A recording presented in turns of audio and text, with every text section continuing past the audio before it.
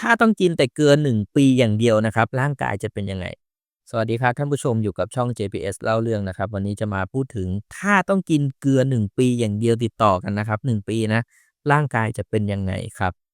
วันนี้กินอะไรไม่รู้แหละแต่สมมุติว่าท่านผู้ชมเนี่ยนับตั้งแต่วันพรุ่งนี้เป็นต้นไปเลยก็คือเป็นวันที่26กุมภาที่ผมอัดคลิปนี่คือ25ใช่ไหม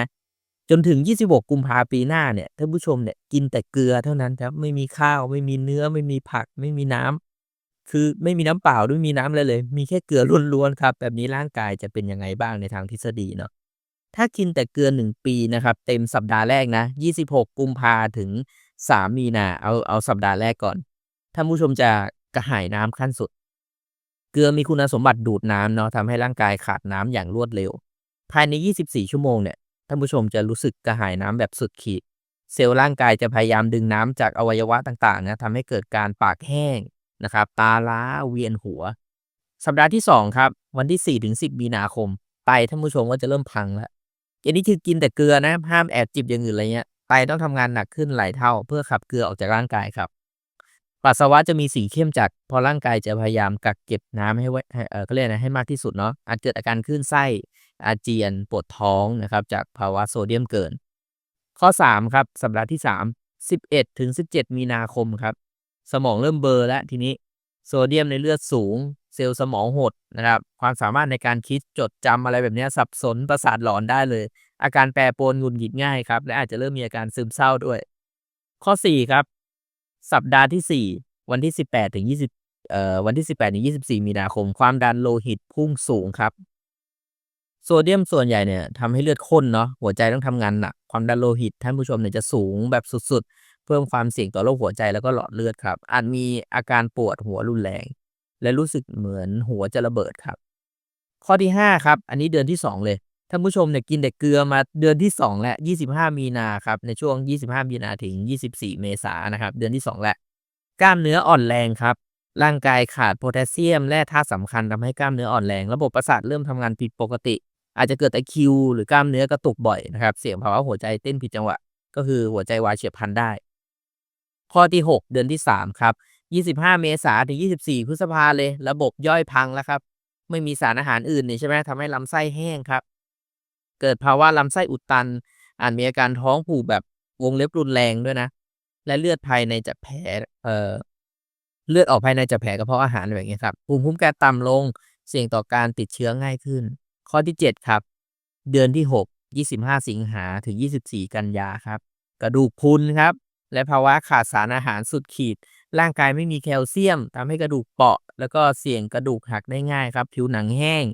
นะครับแตกลอกอะไรแบบเนี้ยเส้นผมร่วงเป็นกระจุกอาจเกิดการบวมน้ำได้เพราะไตไม่สามารถขับเกลือออกได้อีกต่อไปอะไรแบบนี้ครับข้อ8เดือนที่9ครับ25พฤศจินะครับถึง24ธันวาและอวัยวะอาจจะเริ่มล้มเหลวได้ถ้าท่านผู้ชมอดทุกอย่างเลยกินแต่เกลือมา9เดือนเนี่ยนะครับกินแต่เกลืออย่างเดียว9เดือนแล้วเนี่ยตับไตพังแบบเต็มรูปแบบแน่ไม่สามารถเขาเรียกไม่สามารถเอาของเสียอะไรแบบเนี้ยกองไปได้มั่วไม่ได้เลยของเสียสะสมในร่างกายครับเกิดภาวะเลือดเป็นพิษนะครับระบบประสาทพังอันมีอาการชักแล้วก็หมดสติได้ตลอดเวลานะครับข้อ9ครับท่านผู้ชมเนี่ยอดทุกอย่างเลยกินแต่เกลือเท่านั้นเนี่ยครบปีแล้วครับในช่วง25มกราถึงกุมภาพันธ์เนี่ยก็คือช่วง2เดือนสุดท้ายเนี่ย12เดือนแล้วร่างกายเข้าสู่ภาวะขาดน้ำแล้วก็สารอาหารรุนแรง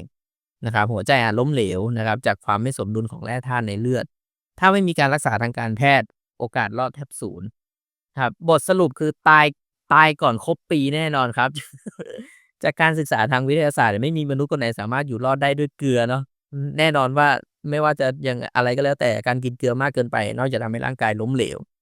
ยังเพิ่มความเสี่ยงต่อโรคหัวใจสมองอวัยวะภายในทั้งหมดนะครับสุดท้ายแล้วการกินแต่เกลือเท่ากับโทษมหันต์นะครับไม่ควรลองทำตามเป็นการพูดในเชิงทฤษฎีแบบสนุกๆนะครับแน่นอนว่ามันจะไม่เป๊ะ100%ตามที่พูดอยู่แล้วเพราะร่างกายแต่ละคนก็ไม่เหมือนกันนะครับศึกษาหาข้อมูลเพิ่มเติมได้เป็นการพูดคุยสนุกๆเท่านั้นนะครับ สรุปคือในหัวข้อนี้นะครับถ้ากินแต่เกลือรัวๆแบบเนี้ยไม่ถึง1ปีหรอกครับผมว่าได้ไปเกิดใหม่แน่นอนใครที่ชอบกินเค็มๆก็กินพอดีนะครับแต่แน่นอนกินเค็มปกติมันก็คงไม่เป็นอย่างงี้ใครจะไปกินเกลืออย่างเดียวใช่ไหมหัวข้อที่2ครับ EP นี้มีแต่เกลือครับอาชีพโบราณที่เกี่ยวข้องกับเกลือ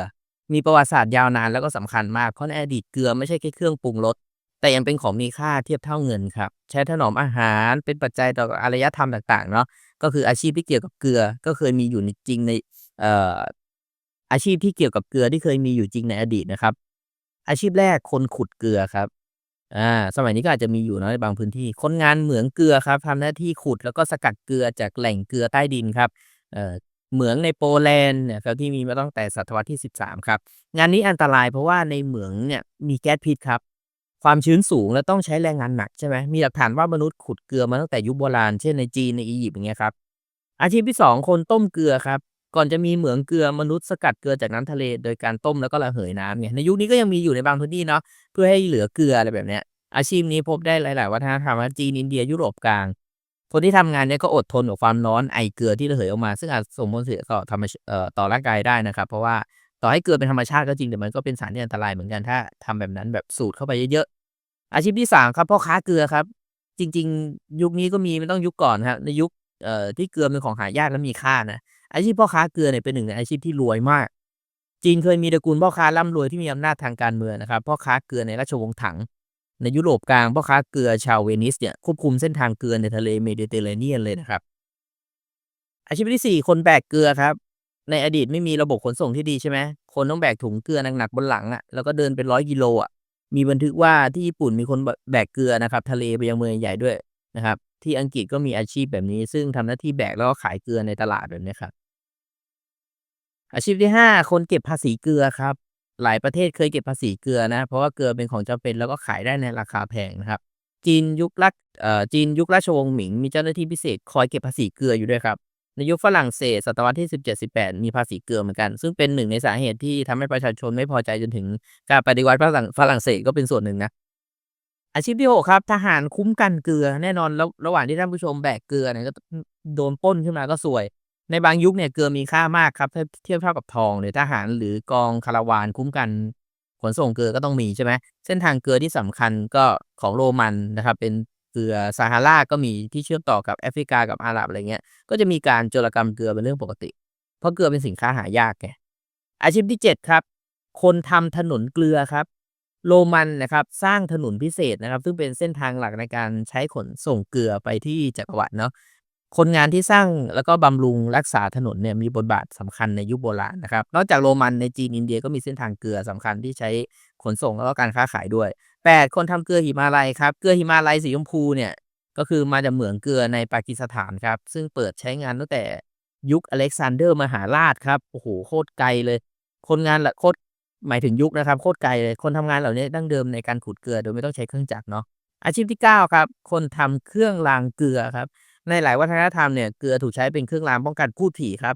มีอาชีพทำเครื่องรางเกลือหรือเกลือมงคลนะครับเช่นในญี่ปุ่นที่โรยเกลือหน้าร้านเพื่อโชคดีอะไรแบบเนี้ย อาชีพที่10นักปรุงเกลือสูตรพิเศษมีผู้เชี่ยวชาญด้านผสมเกลือเพื่อใช้ในการถนอมอาหารนะครับเช่นเกลือหมักปลานะครับเกลือดองผักญี่ปุ่นแล้วก็ยุโรปเนี่ยมีช่างทำเกลือสูตรพิเศษเพื่อใช้สำหรับทำอาหารโดยเฉพาะเช่นเกลือลมควันเกลือสมุนไพรอย่างเงี้ยครับเกลือเป็นสิ่งที่มีค่ามากในอดีตจนก่อให้เกิดปัญหาหลากหลายไม่ใช่ก่อให้เกิดปัญหาผมพูดเลยเนี่ยจนก่อให้เกิดหลากหลายอาชีพทั้งคนขุดเกลือพ่อค้าเกลือทหารคุ้มกันไปจนถึงคนเก็บภาษีเกลือ และมีผลต่อเศรษฐกิจการค้าและแม้แต่สงครามเนี่ยใครที่สนใจเรื่องนี้ก็สามารถดูเรื่องสงครามเกลือหรือเส้นทางเกลือในอดีตได้นะครับถ้าพูดผิดพลาดประการใดขออภัยมาณที่นี้ด้วยเนาะไม่ได้เป็นข้อมูลในไอ้หัวข้อแรกของผมอะไอ้1 ปีกินแต่เกลือเนี่ยมันคงไม่ได้ถูกบางคนอาจจะตายตั้งแต่เดือนแรกเลยก็ได้นะครับอันนี้แล้วแต่คนเนาะก็เป็นการพูดคุยสนุกๆที่อ้างอิงตามหลักวิทยาศาสตร์แบบเป๊ะๆเท่านั้นแต่แน่นอนว่าพอมันเป๊ะอย่างเงี้ยมันยิ่งไม่เป๊ะ